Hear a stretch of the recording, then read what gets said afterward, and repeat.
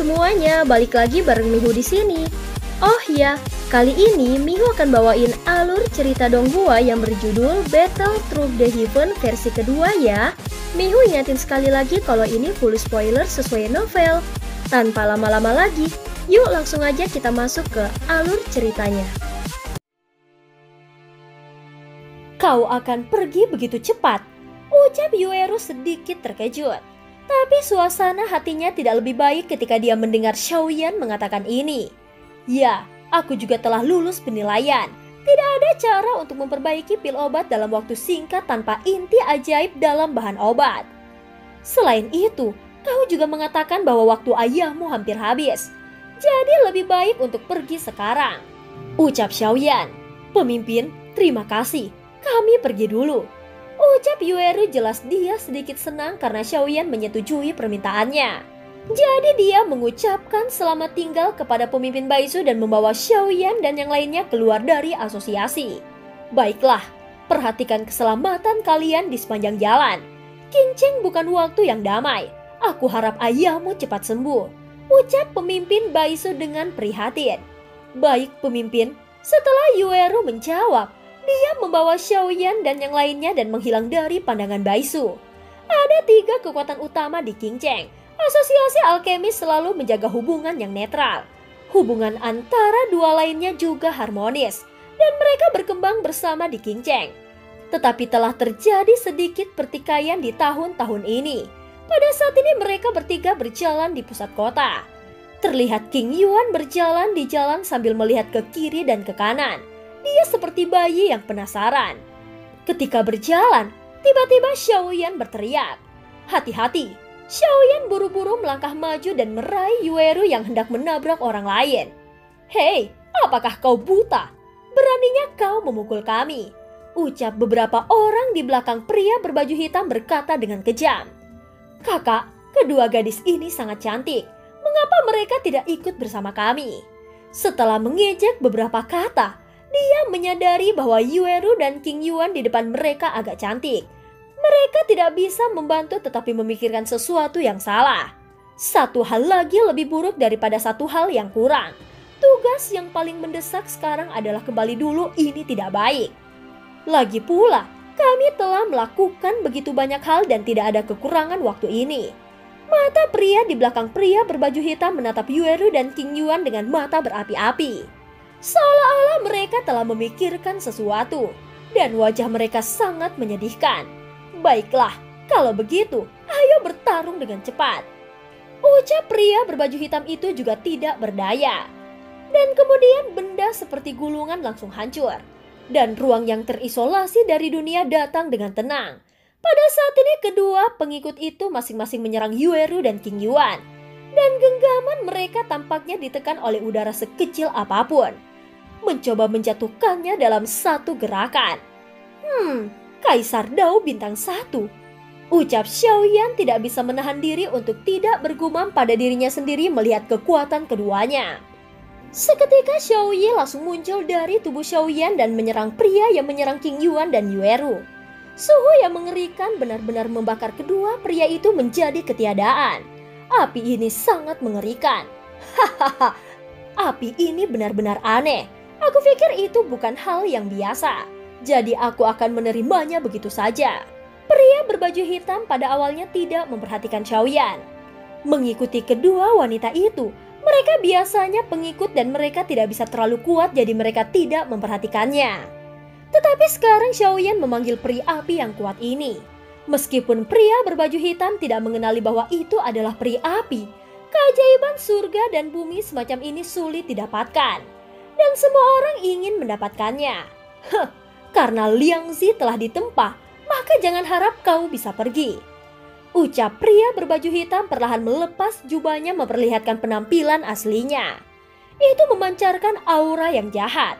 Melihat dari dekat, rambut putih jelas disebabkan oleh kultivasi, yang membuat semua orang merasa sedikit tidak nyaman. Seketika aura mengerikan dan jahat terpancar dari pria berbaju hitam dalam lingkaran, membuat Xiaoyan merasa sedikit mati rasa. Aura ini seharusnya mencapai kesempurnaan Dao di bintang 3. Ucap Xiaoyan berkata perlahan melihat aura yang memancar dari pria berbaju hitam di depannya. Maaf telah merepotkanmu, aku akan menghentikannya. Lebih baik kau melarikan diri.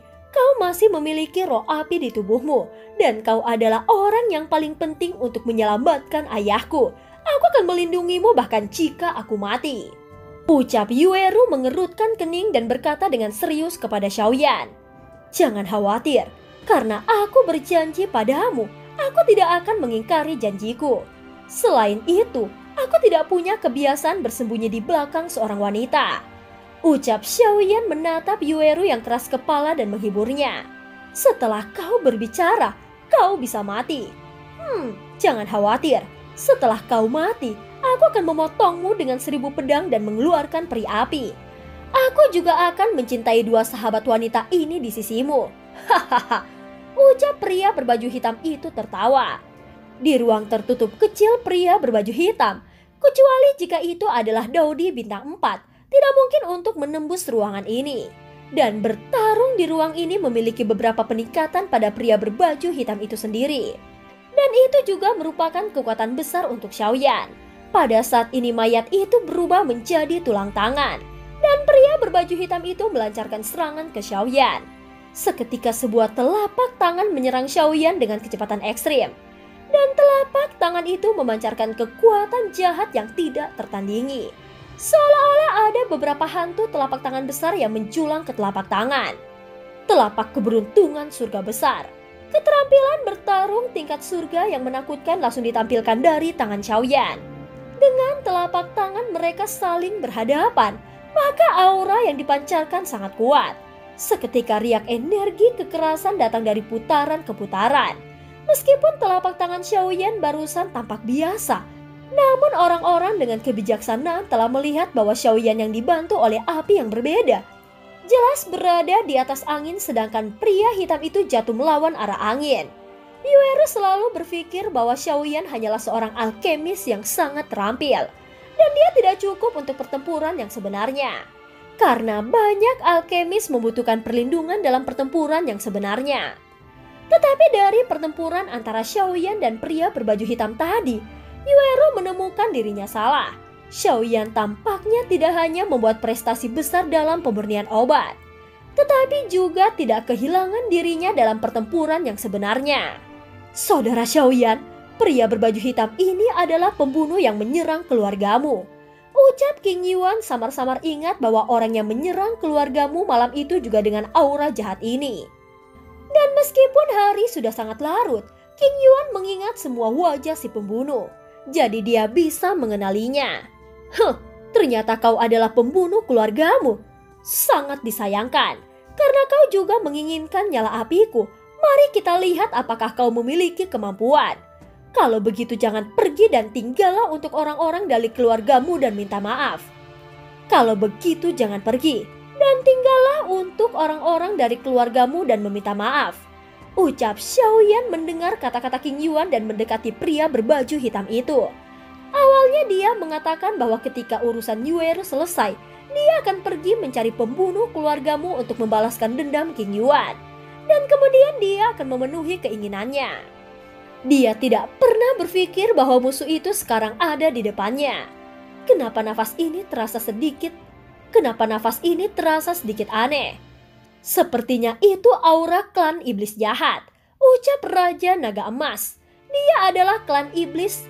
Dia dan klan iblis telah bertarung puluhan ribu kali. Dan dia sangat akrab dengan aura mereka sehingga dia segera berkata dengan marah. Xiaoyan, bisakah kau menanganinya? Ucap Raja Naga Emas bertanya pada Xiaoyan perlahan. 3 transformasi misterius api surgawi. Tanda klan, bangun. Pada saat ini riak energi yang menakutkan perlahan menjadi tenang. Sial, bagaimana ini bisa terjadi? Ucap pria berbaju hitam itu mau tidak mau kehilangan suaranya. Dia masih memiliki kekuatan untuk diandalkan. Tetapi dalam aumam Xiaoyan, dia merasakan ketakutan. Anak ini benar-benar memiliki peningkatan yang mengerikan. Namun dia jelas tahu ada begitu banyak rahasia dalam diri Xiaoyan. Pertama ada nyala api yang tidak bisa dia temui. Lalu metode rahasia untuk meningkatkan kekuatannya dalam waktu singkat. dan nyala api yang tidak biasa. Ketertarikanku padamu semakin besar. Meskipun pria berbaju hitam itu sedikit terkejut, namun perbedaan antara kekuatan Daudi bukanlah sesuatu yang dapat dilawan menggunakan peningkatan kekuatan eksternal. Sekarang aku akan menunjukkan kepadamu kekuatan penyempurnaan Daudi yang sebenarnya. Semua yang kau andalkan pada akhirnya rentan dalam menghadapi kekuatan absolut. Jadi biarkan aku menghancurkan ketergantunganmu, ucap pria berbaju hitam itu memandang Xiaoyan dengan jijik. Kau terlalu banyak berbicara omong kosong, ucap Xiaoyan juga berkata kepada pria berbaju hitam. Karena pria berbaju hitam di depannya adalah pembunuh keluargamu, maka dia tidak bisa membiarkannya untuk pergi. Pada saat ini semangat juang tirani yang tak tertandingi terus memancar dari pria berbaju hitam. Dan kekuatan besar itu samar-samar berubah menjadi seekor naga yang melayang di atas pria berbaju hitam terus-menerus mengaum. King Yuan dan Yueru merasakan fluktuasi menakutkan dari naga energi hari itu. Saat ini Xiaoyan diam-diam menyeduh sesuatu di telapak tangannya dan diam-diam menatap pria berbaju hitam di depannya. Xiaoyan, jika tidak berhasil, kita akan mundur dahulu, ucap Yueru tahu betul kekuatan Daudi. Kata-kata Yueru tidak hanya untuk Xiaoyan menyelamatkan nyawa ayahnya, tetapi yang lebih penting dia peduli padanya. Jiwa seorang alkemis tingkat tinggi sangat lezat. Rasa keluargamu beberapa hari yang lalu benar-benar tidak terlupakan. Tetapi aku yakin kau akan lebih lezat, ucap pria berbaju hitam menatap Xiaoyan dengan rakus dengan wajah yang bengkok. Kau adalah pembunuh keluargamu, bukan? Ucap Xiaoyan juga jernih dalam pemikirannya dan segera bertanya. Ngomong-ngomong, kalian semua akan mati. Jadi bagaimana jika kau mengetahuinya? Keluargamu telah mendapatkan sesuatu yang tidak boleh disentuh. Jadi itu pantas untuk mereka. Ucap pria berbaju hitam itu jelas mengira tiket yang menang ada di tangan mereka. Dia memberitahu Xiaoyan dan yang lainnya seolah-olah pemenangnya berbicara dengan sarkasme yang sama kepada yang kalah. Apakah itu sesuatu yang tidak boleh terlibat? Aku sangat ingin tahu tentang hal yang kau katakan. Mengapa tidak memberitahukannya kepada aku? Ucap Xiaoyan berkata dengan jahat. Hahaha, kau bahkan tidak bisa melindungi dirimu sendiri dan kau masih terlalu banyak berpikir. Ucap pria berbaju hitam itu mengejek dengan jijik. Kupikir kaulah yang tidak bisa melindungi dirimu sendiri. Boneka iblis emas, ayo, teriak Xiaoyan. Boneka yang sebanding dengan Daudi bintang 2. Kau benar-benar penuh dengan harta karun. Sebelum pria berbaju hitam itu selesai berbicara, boneka iblis emas menyerangnya dengan tinju emasnya tertutup. Pada saat ini tinju keduanya saling berhadapan. Satu pukulan mulai jatuh. Pria berbaju hitam itu jelas mundur beberapa langkah karena kekuatan tinjunya sebelum menstabilkan sosoknya. Sementara pupil abu-abu Tian Yao yang mati dan tubuh perunggu emas yang tidak dapat berfluktuasi sedikit menunjukkan postur meninju. Setelah pembaptisan Guntur dan Lei 9 warna, meskipun belum sepenuhnya berevolusi ke tingkat boneka iblis emas, kekuatan boneka iblis emas saat ini pada daging tidak lemah sama sekali. Meskipun ini tidak mengesampingkan bahwa orang berpakaian hitam di depannya tidak menggunakannya. Sial, bagaimana mungkin boneka ini sedikit aneh? Ucap pria berbaju hitam itu tidak menyangka bahwa boneka yang sebanding dengan Daudi bintang 2 akan begitu kuat. Kekuatan Guntur. Pukulan yang tampaknya sederhana itu pada kenyataannya, seluruh kepalan tangan ditutupi dengan kekuatan Guntur dan itu menyerang dengan kekuatan Guntur. Tidak heran dia bisa membuat dirinya mundur beberapa langkah untuk menstabilkan langkahnya. Meskipun boneka iblis emas berada di atas angin pada awalnya, setelah pria berbaju hitam itu menjadi waspada, boneka iblis emas juga kehilangan kekuatan di bawah kekuatan penuh dari bintang 3 Daudi. Dan tubuh perunggu jelas tersapu oleh pria berbaju hitam. Xiaoyan tidak bisa membantu tetapi merasa sedikit tertekan ketika dia melihat berapa banyak lubang yang dipukuli. Pertarungan antara boneka iblis emas dan pria berbaju hitam berlangsung terus-menerus. Melihat boneka iblis emas yang akan kalah, Yueru dan King Yuan juga menggigit bibir mereka. Karena mereka berdua tahu bahwa sekali iblis emas dikalahkan, berikutnya pasti akan datang ke Xiaoyan. Angry Buddha Lotus Flame.